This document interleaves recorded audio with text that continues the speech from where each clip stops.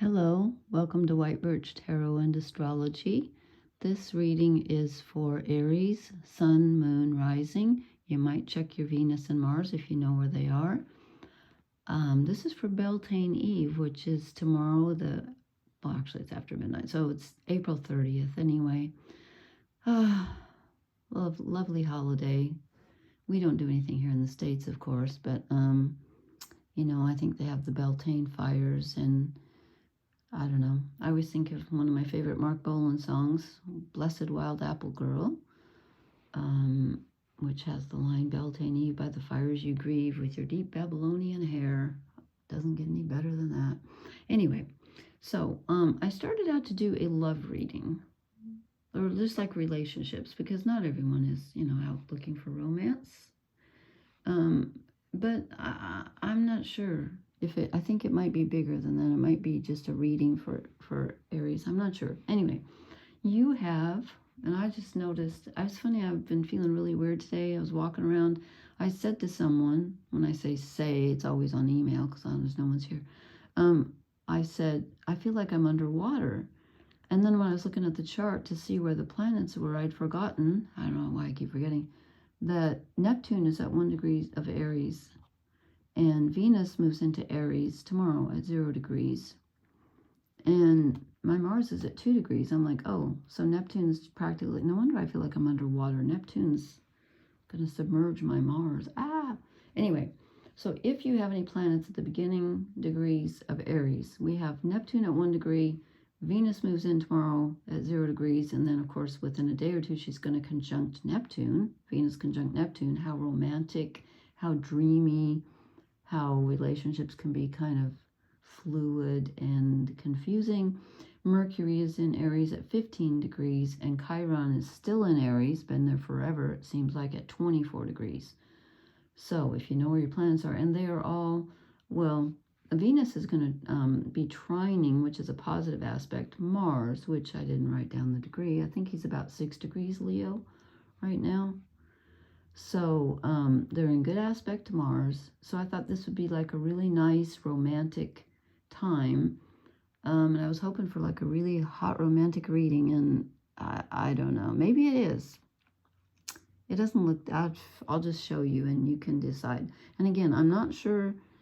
It just feels like it might be more than, I tried to do top row everyday life, bottom row relationships. And it came out where they're together like this, I think. So I'm going to read them that way because that's just the way they feel. And all of a sudden tonight I was like, what's on my table? It's a reflection. I've never had it before, so whatever. Anyway, so Aries, Sun, Moon, Rising, etc. Mythic Tarot by Liz Green. We start out with the Two of Wands, which is, it can be an initial accomplishment. That's Chiron, the wounded healer in the cave with his scroll of wisdom. It can also be about choosing or feeling torn between two desires. And I got a really strong feeling when I looked at this that neither of these is for him, that he needs to contemplate, and he's the way, like he's the middle way.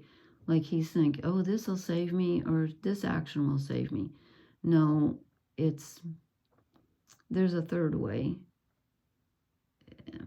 It combines both of these, but you don't go all this one or all that one. It's just the way I felt. Okay, then this came up below it, and I'm not sure again if this is the same, but I just felt like going up and down, as the actress said to the bishop. Okay, that's from Gemma, so I won't steal her line, but for those of you who watch Gemma. So below this, and again, I don't know why, I just feel like, well, because these two went together. The Four of Cups. So I feel like you have been emotionally kind of blah, but I would think that would be perking up with Venus moving into your sign and Neptune moving into your sign. Sometimes there's an overwhelm when we have too many things. And I'm wondering if it's kind of an overwhelm. As I said, Chiron has been moving through Aries for a long time. I don't even know how many months, 6 months, 7 months. I don't remember. I should have looked. But that's the wounded healer, and it really does affect you. And it affects all of our self-identity, but especially Aries. And I'm just wondering if for some reason, I'm feeling like this is where you get into emotional overwhelm and you just shut down because you're like, I'm confused, and it just seems like everything's really difficult right now. All that Pisces energy was not easy for Aries. Aries likes to just go, act now, think later. And all that Piscean karmic energy was a little hard to take, I think. I mean, it's necessary, but anyway. So I think you might have kind of, you're a little bit of a, like, I don't know which way to go, and I feel a little, like, shut down emotionally because it's just too much. And then we get the Strength card. Okay, yay, we need this. And I said, Mars is in Leo. This is Leo. And this is, you know, gaining control over the instincts. And that can be gaining control over fear, over that feeling of I have to do something now that Aries often gets. This is very positive. So we have some control. Now again, don't forget you can't control other people, because I keep forgetting that. That's control over yourself and taking the time to think about your decisions. I'm sorry, I'm croaky tonight. And then we get the Sun, which is of course the ruler of, wait, this is Leo, sorry. The Sun rules, yeah, the Sun rules Leo. Yes, it does. I'm getting Aries and Leo mixed up. The Sun rules Leo, so we get 2 Leo cards, essentially. And again, Mars is there. So this is, you know, this is Apollo, the sun god, and his motto is Know Thyself. And it's about that because Aries is your self-identity. And when Neptune runs through the sign, and it's going to take him a long time, I forget how many years again now. Is it 84? Something like that. So he's going to be in Aries for a long time. And this will help you clarify what you desire. And again, Neptune is also confusion, so I'm not saying it's going to be easy to clarify, but your wounds have come up when Chiron was running through. Now Mercury and Venus are there, so you're going to be looking at relationships and self-value and your own self, you know, like what do I value, and where are my strengths, and where do I want to shine? And it's about knowing yourself intimately so that you can decide what you want to share with the world and where you want to go and who you want to be around. Because I was thinking of relationships when I was shuffling the cards. Okay, and then this part, I don't know why I feel like these last 2 cards are definitely relationship cards, and I don't know why, but I just feel it. And we get the World, which is a massive, you know, like the end of an entire cycle. This is, I think, Venus moving out of Pisces into Aries, Neptune moving out of Pisces into Aries. We're starting a new cycle of the zodiac. We really are. And this reflects that. So it's about letting go of the old and getting ready to embrace the new, which can feel kind of scary and kind of confusing. And it comes along with the wish card, where you're not quite sure if it's real or not, which is Neptune, but it's about choosing. It's almost like the world is giving you the option of, this is the 0, and this is the last card in the major arcana. It's very important. And it's like it's saying, okay, it's open. The portal's open now. You get to choose. So choose carefully.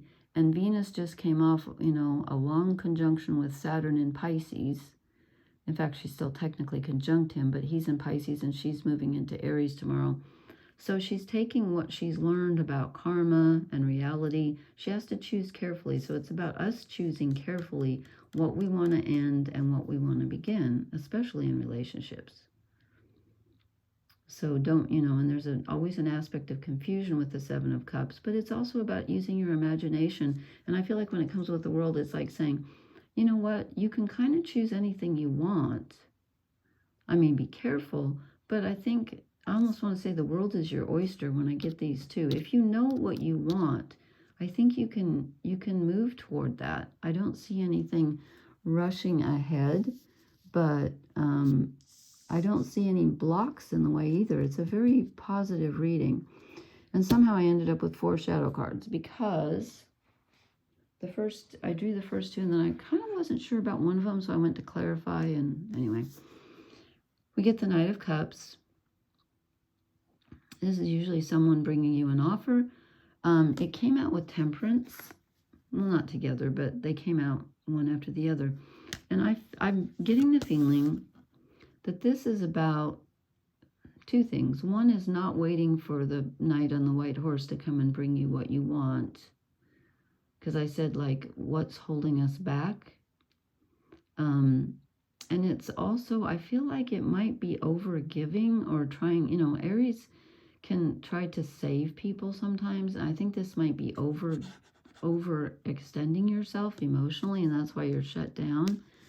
And then I got Temperance, and I'm like, okay, does this mean we're not seeing that we need to balance something, or we're trying to balance something too much? And so I clarified it, and I got the Lovers, which is, of course, a balance and a choice. Goes with the 2 of Wands, but it also goes with Temperance, because Temperance is about balance. And so I'm thinking, again, I'm not sure, but I'm thinking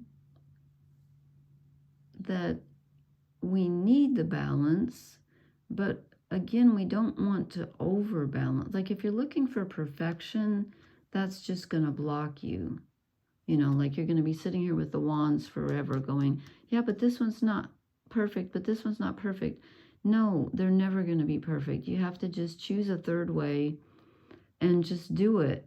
Just have faith in yourself and just do it, knowing yourself as best you can. It's not going to be perfect. I don't think you're going to know exactly which way to go, but there is a union and a balance available to you, I think.